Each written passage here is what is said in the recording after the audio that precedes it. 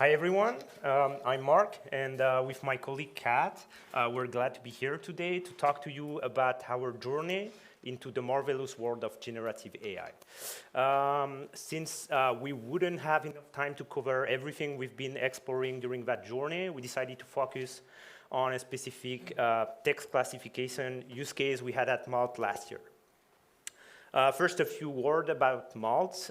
So we're the leading freelancing platform in Europe with more than 700,000 freelancers. We allow freelancers and companies to make the perfect match. So that's one of the main duty of the data science team, is to make that perfect match happen. So either through more manual search or automatic matching. Today, we're not going to talk about matching, but we're going to talk about a side use case, which is predicting your job category. OK, so maybe we have some freelancer in the audience, or maybe some got evicted. And maybe you're not already registered on Malt, and my 5-second speech convinced you to actually register. And on Malt, when you register as a freelance, or when you actually declare a project, we're going to ask for a job category. So that's what you would see. But to ease that process, because there's more than 100 categories at Malt, we're going to ask you for a job title. And based on that job title, we're going to call a model who's going to try to predict the best category for you at Malt. So here you've got an example. We had a model in production for a long time. So here you've got an example. It's a classification pipeline with 2 stages. The first stage is a custom word-to-vec that we train in-house, and the second one is a LSTM-based classifier. The problem is that these pipelines were monolingual, so we had to develop and maintain one pipeline for every language that we support at Malt. And you can already see there's a huge problem, because it's really hard to maintain. So you've got several complex pipelines with dependencies, and the situation is only getting worse every time you add a new language. The other problem is evolution. When you need to support a new language, it means you need a new word-to-vec, but also a new LSTM classifier. And by definition, when we open a country, we don't have freelancers in that new language. So we have no labels to actually deal with that. So we were at the beginning of 2023, so roughly a year ago, and we knew we were going to have to change the job categories. We were expanding into a strategic consultant, and we knew we were going to have to support new languages. So it was a real nightmare for us. And at the same time, you could read everywhere that generative AI could solve everything, all NLP tasks, including text classification. And it was going to be the end of specialized models. So we said, yeah, why not try it? I mean, we've got some labels. The cost of trying it is not going to be high. And yeah, so I just talked about generative AI. And we hear about generative AI all the time. But Kat, what do we mean exactly by generative AI here? Thanks, Marc, for your question.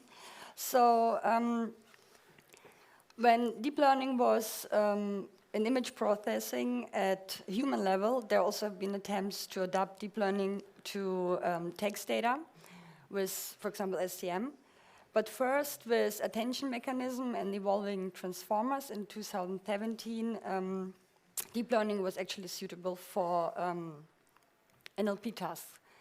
And while the performance was accelerated, but mainly 2 reasons. First, the investment and scaling of number of parameters, and the second, the availability to the public through chatbots such ChatGPT or Gemini. And what we call generative large language models are like all large language models which based on transformers, and they are trained in autoregression, and the main objective is to generate text. So their performance was getting better and better to the point that a lot of people believed generative large language models should solve narrow use cases in 0 shot without training. So that's why we thought about trying this, and we choose Palm 2 as our first try, because our app was running on GCP, so we had already privacy agreement set up, and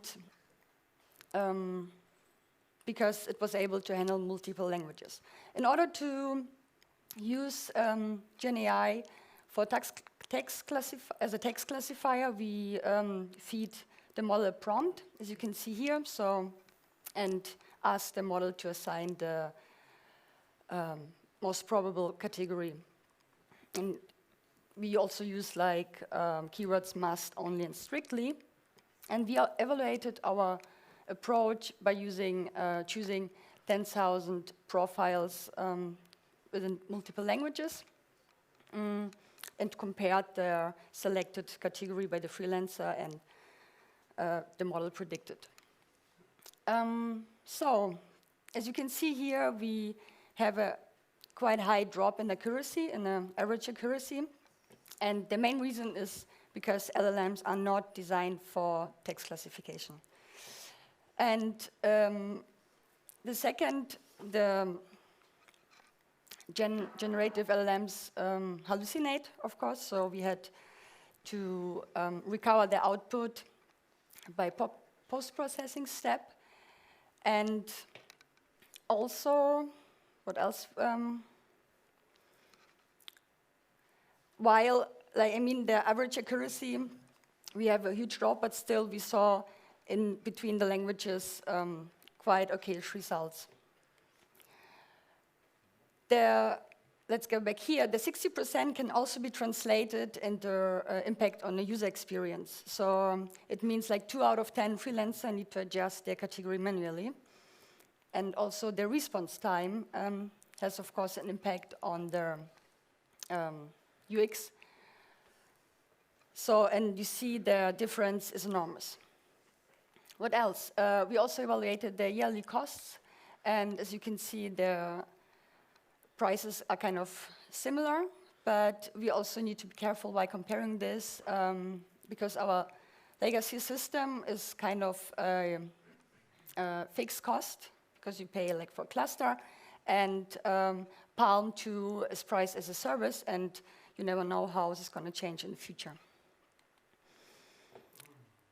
Environmental costs. So at Malt, we are interested in environmental costs, and we were disappointed that Palm 2, their technical report of Palm 2 did not mention any carbon footprint or even the number of parameters. So we tried to estimate this as a proxy. We tried to estimate number of parameters and also flops. And our results are that the Palm 2 model, the number of parameters are 10,000 times higher than our legacy system. So we would need more storage, and also you need more storage and run the computation on multiple clusters of GPU or DPU, whereas our legacy system runs on a small CPU virtual machine.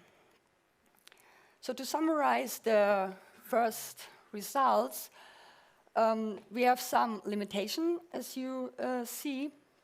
But we were surprised how well Palm 2 able to handling new languages, and also without further training, and also it was able to deal with new categories because you just adjust the prompt. So we discovered that generative large language models is maybe not the best choice for text classifier in our case. But is there something else we can do, Marc? Yeah, thanks, Kat. Let's take a look at this language model landscape. So it's a bit outdated, especially in the language model field, where sometimes a week feels like a year.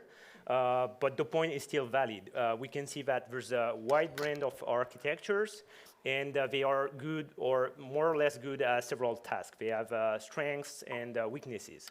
But if we focus on the strength, we can see a pattern emerging, where the family, where the model are trained in autoregressive fashion. It means that you only see the beginning of the sentence during training, next word prediction, are better at conversation and content generation, while the model of the auto-encoding, so you have the whole sequence when you're training, are better at text classification and I forgot what was the information extraction, my bad. And we see that there's, I mean, we did not start on the right foot because most of the generative LLM model are part of the autoregressive family. So maybe we should look in the big over family. And that's why we ended up with that architecture. So we have a frozen, pre-trained, multilingual language model. So I'm gonna deep dive after into the frozen and multilingual part. But what we get from that sentence transformer is we get embeddings. And on top of that, we just had a really simple 3-layer classifier. The nice thing here is that it's super light.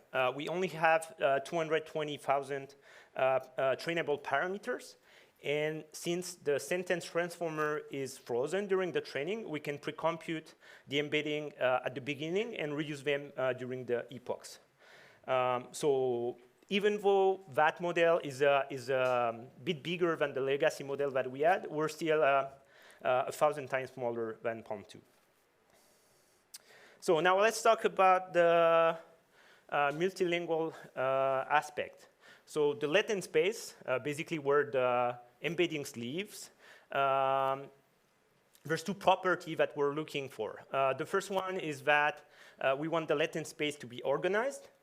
So similar things, if you've got example of airlines from freelancers, so you want similar concept to be close to each other in the latent space.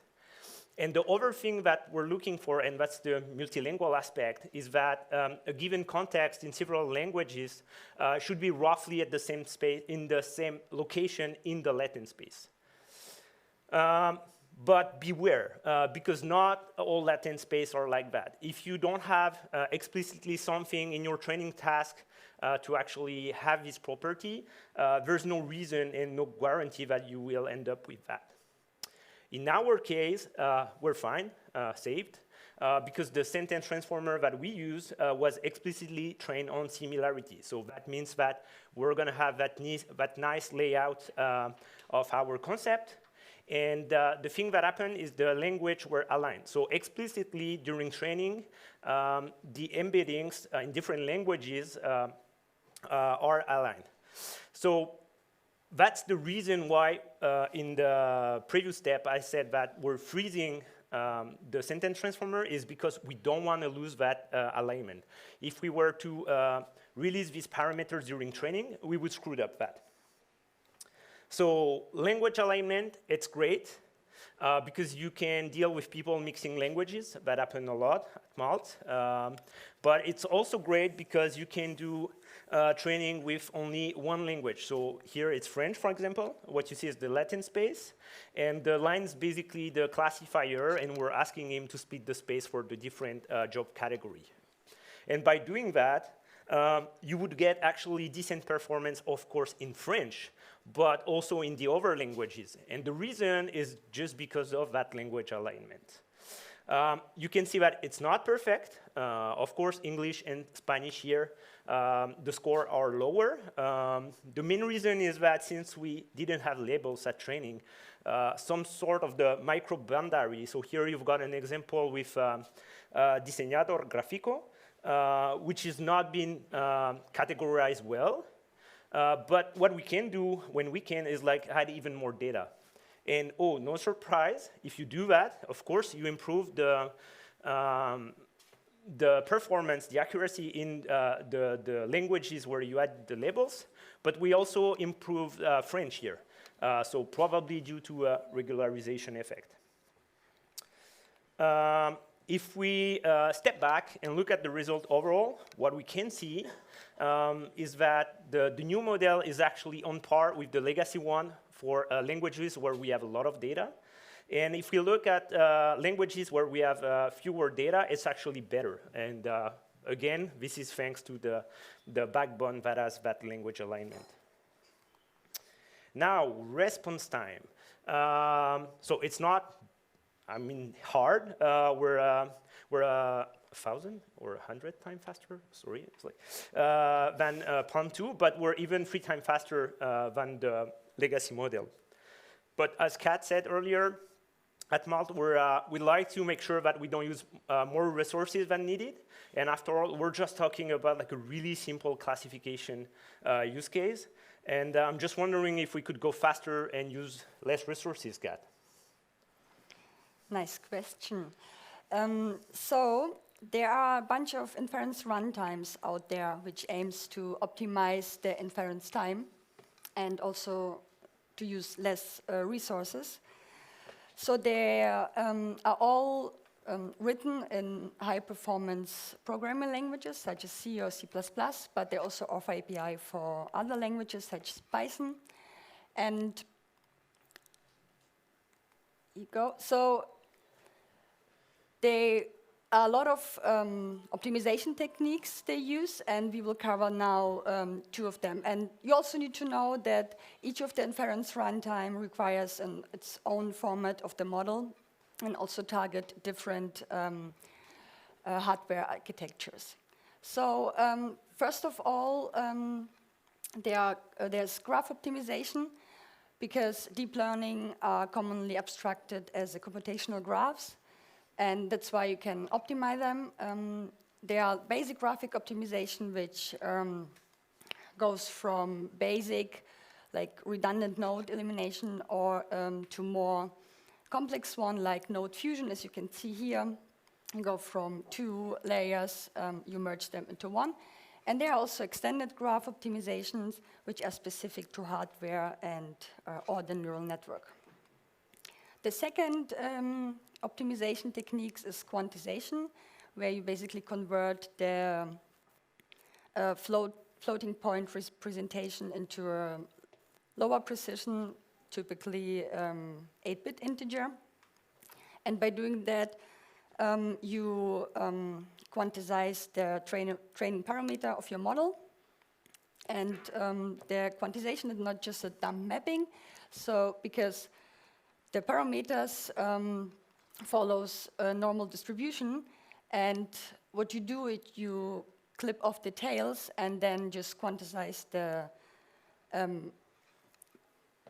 values which are like in the distribution mass. And by doing that, you can see already here, you can go you can reduce by half your response time only by using the graph optimization. And at Malt, we used ONNX inference runtime. And by using the quantization, we can even reduce by 3. And the model size, the smaller model size, resulting smaller model size itself has already an impact on the response time and also on the required storage resources. And the bad thing is that your accuracy stays stable. What it looks like in production, because this one is kind of theoretical, you can see a huge drop of the memory consumption and also the response time when the new model was deployed. It's really nice. The yearly cost. So we can be 4 times cheaper than our legacy system. So it's a very good fact. To summarize, all in all, we are able to deal with new languages, with a dedicated model Marc showed you, and with inference runtime. We can go much faster and also lower the cost, and have also an impact on the environmental costs while remaining the accuracy. Our main struggling point is how to handle new categories, but since now we have only 1 model, we need to retrain once and don't need like labels for all of the languages. So, since we saw that GenAI may be not the best thing for text classifier, can we just say it's useless for classification? Yeah, thanks, Kat. So I think there's at least 2 use cases where GenAI can be useful for text classification. They're pretty similar. One is evolution, as we've seen, is still where we struggle a bit. And the other one is bootstrap, so when you have no labels at all.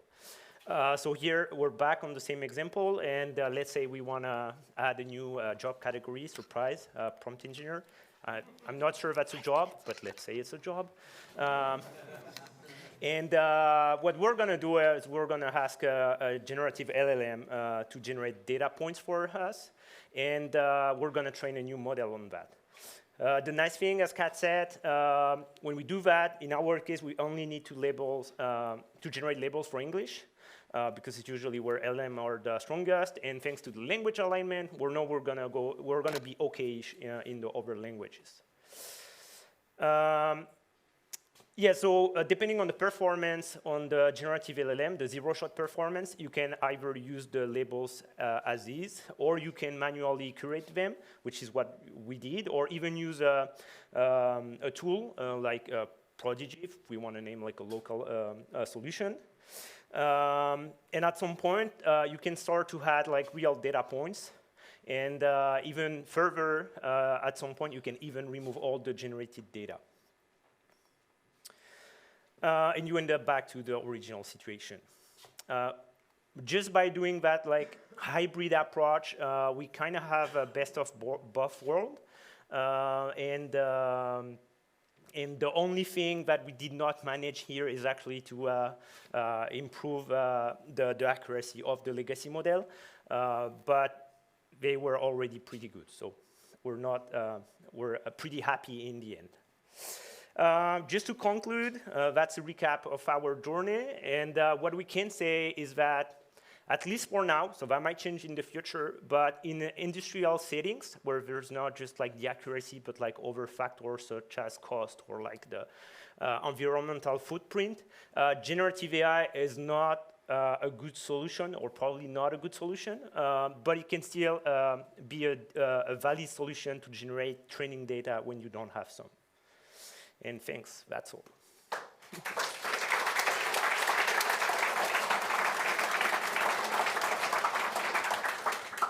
Thanks a lot for amazing presentation. I've never seen so many questions.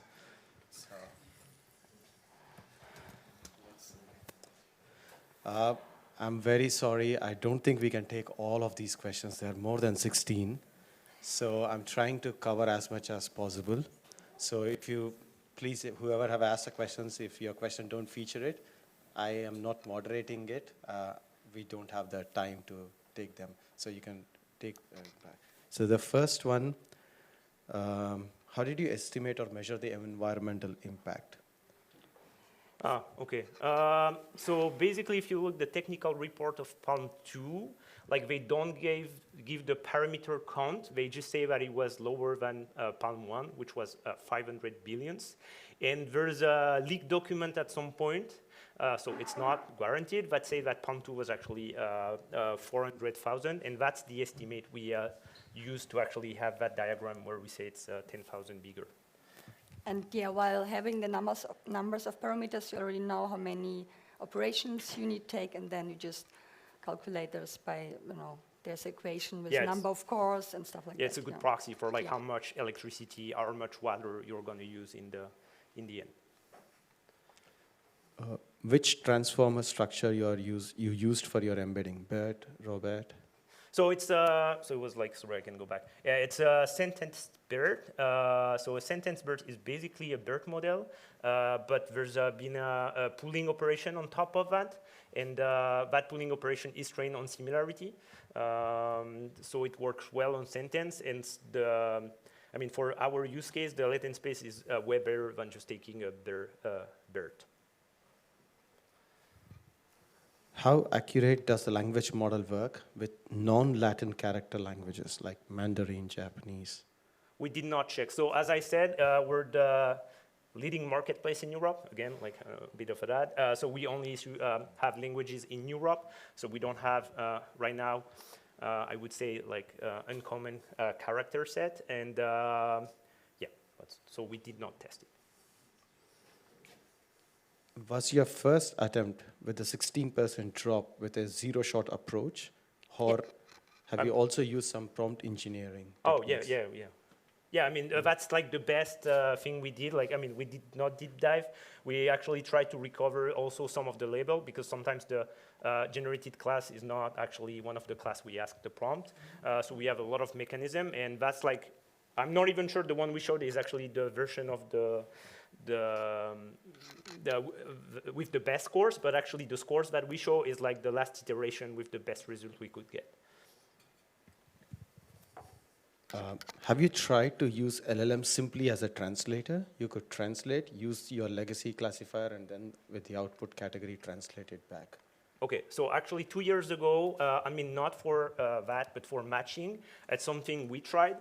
It did not work really well, and it was also really painful to maintain, like all the translation pipeline. You had a lot of latency. It's really hard to maintain, so that's why we didn't want to go back that route. Do you think that me as a potential freelancer on the Malt platform would be okay with my full profile being uploaded to Palm for scoring? So we don't upload your full profile to Palm. We only upload the job title, like, and we actually we don't never use actually a Palm for the matching. So for the matching, we only use in-house model that are hosted at Malt. Do you have a negative class to filter out trash and also to discover new merging jobs that may not fit your existing categories? Yes, by default at Malt, there is a category like that, which is MISC or default. I don't remember the name, but by construction, we have that class in the product. And from time to time, like, we review that to see like what's in it. And we see there's a need to actually create the new job category. One question from Benedict Mangold. Synthetic data, can that work as new job titles are typically outside the training horizon? Yeah, I mean, I would say that what we did for the new job category is kind of synthetic data. I mean, the knowledge distillation from the Gen LLM. But then it's hard to actually, by just tweaking, I mean, there's other approach where you can like take an existing sentence and like tweak it. We did not go that way. Have you tried not freezing the embeddings and fine-tuning them while training the MLP classification head? No, we did not, because what is going to happen is what I just said here is like if you're not freezing the backbone, you're going to screw up the language alignment, and probably the language on which like you have the more the language for which you have the more data is going to skew the latent space toward it, and the underrepresented language are going to have a bad accuracy. Have you tried another LLM models like ChatGPT, Gemini? No, we did not, for the reason we said is that even though we were just sending the job description, like we were actually not allowed in our company to use ChatGPT for a legal reason. And I don't think, Gemini did not exist at the time.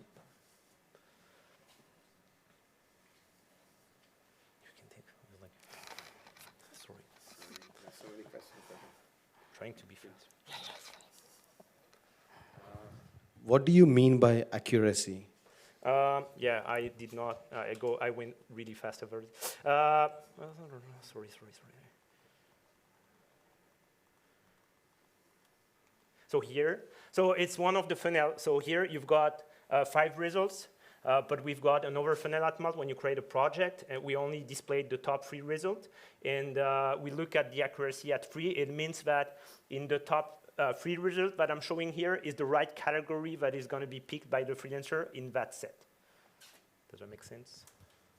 So it's really tied to like the project. It's like the user experience. So we'll try to take 2 more questions.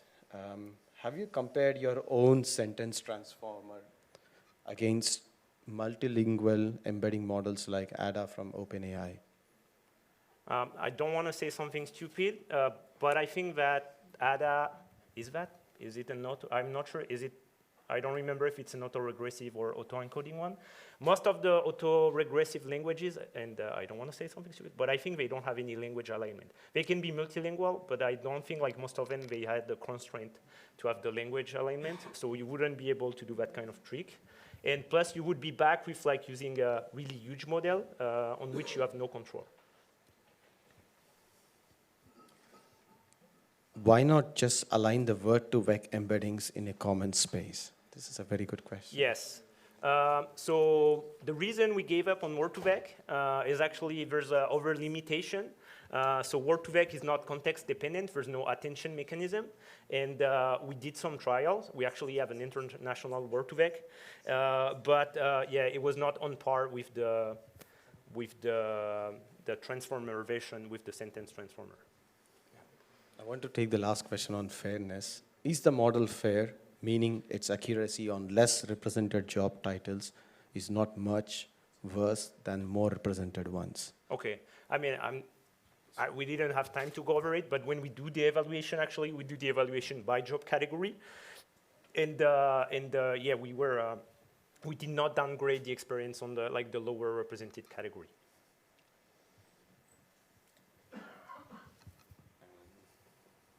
You want a last one? Sorry. No, it's... Okay, the last question.